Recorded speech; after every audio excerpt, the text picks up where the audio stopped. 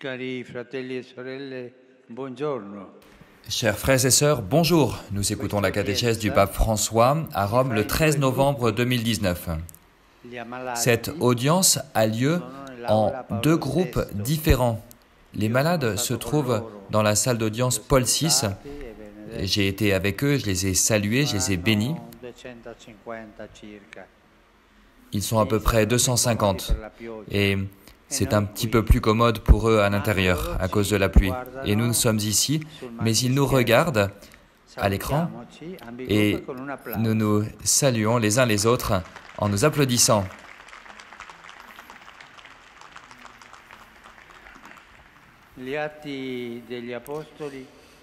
Les actes des apôtres racontent que Paul, d'évangélisateur infatigable qu'il est, après son séjour à Athènes, poursuit la course de l'Évangile dans le monde. Une nouvelle étape de son voyage missionnaire est la ville de Corinthe, capitale de la province romaine de Caïa, qui a une présence très variée grâce à ces deux ports. Comme nous lisons au chapitre 18 des Actes, Paul trouve l'hospitalité auprès d'un couple, Priscille et Aquilas, car l'empereur Claude avait ordonné l'expulsion des Juifs de Rome. Je voudrais faire une parenthèse aujourd'hui. Le peuple juif a beaucoup souffert dans l'histoire. Il a été chassé et persécuté, lui aussi. Au siècle dernier, nous avons vu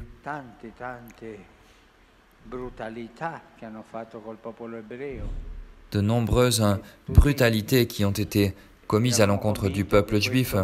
Nous étions tous convaincus que c'était déjà terminé, mais aujourd'hui, il semblerait que commence à renaître ci et là l'habitude de persécuter les Juifs.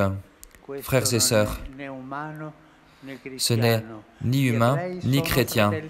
Les Juifs sont nos frères et ils ne doivent pas être persécutés, d'accord ?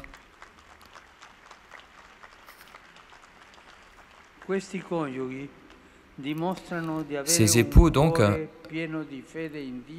nous montrent qu'ils ont un cœur plein de foi en Dieu et généreux vis-à-vis des autres, capables de créer un espace pour ceux qui, comme eux, font l'expérience d'étrangers.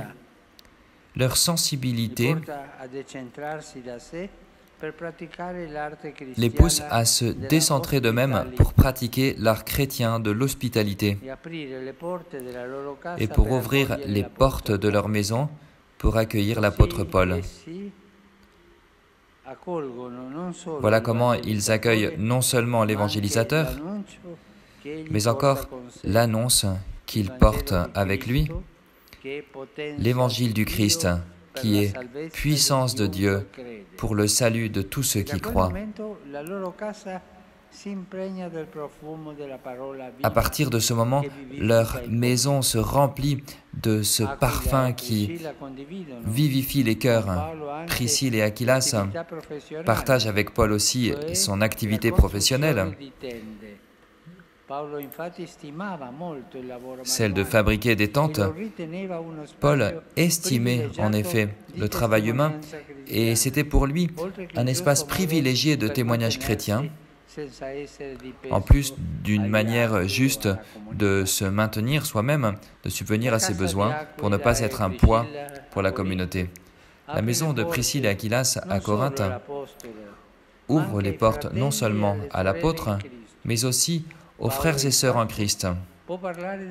En effet, Paul peut parler de la communauté qui se réunit dans leur maison,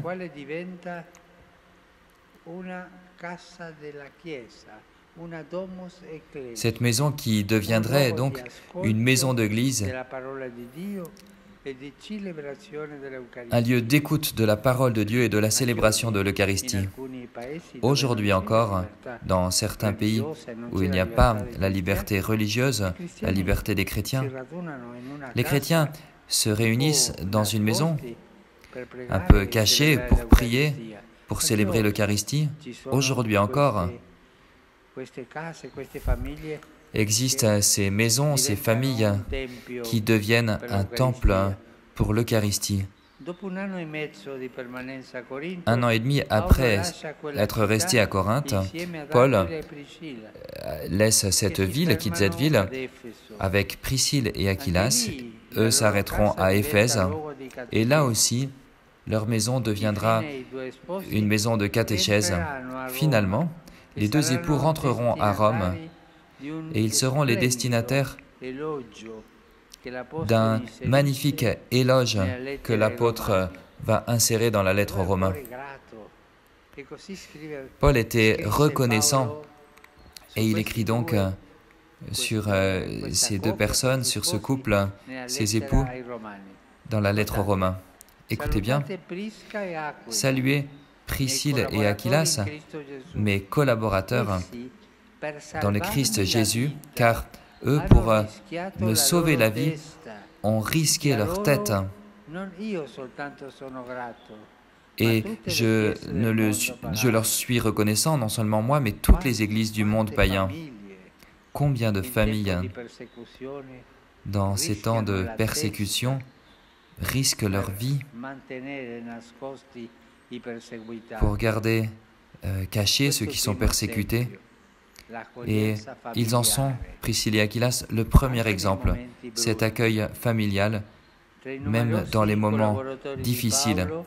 Parmi les nombreux collaborateurs de Paul, Priscille et Aquilas émergent comme les modèles d'une vie conjugale engagée de manière responsable au service de toute la communauté chrétienne.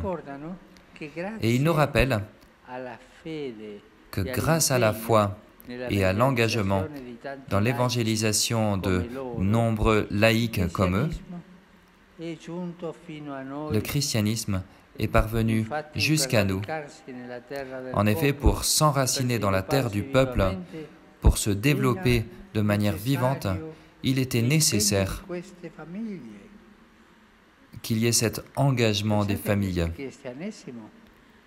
Le christianisme, dès les commencements, a été prêché par des laïcs.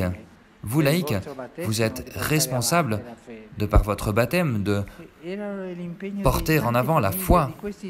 C'était l'engagement de nombreuses familles, de nombreux époux de ces communautés chrétiennes, de fidèles laïcs, qui ont offert le terrain fertile pour la croissance de la foi. C'est une belle phrase du pape Benoît XVI. Les laïcs donnent le terrain fertile pour la croissance de la foi. Demandons au Père qui a choisi de faire des époux sa sculpture vivante. Il me semble qu'ici, il y a des nouveaux époux, n'est-ce pas? Ils sont là ou pas? Oui, il y en a. Ils sont là à côté de moi.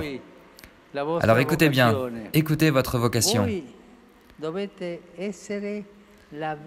Vous devez être la vraie sculpture vivante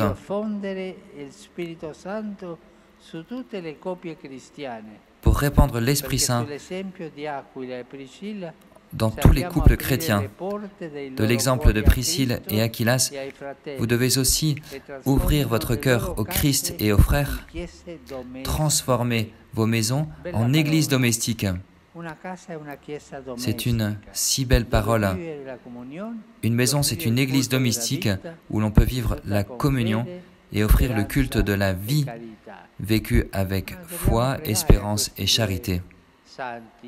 Prions ces deux saints, Priscille et Aquilas, pour qu'ils nous enseignent dans nos familles à être comme eux, une église domestique où se trouve le terrain fertile pour que puisse grandir la foi. Merci.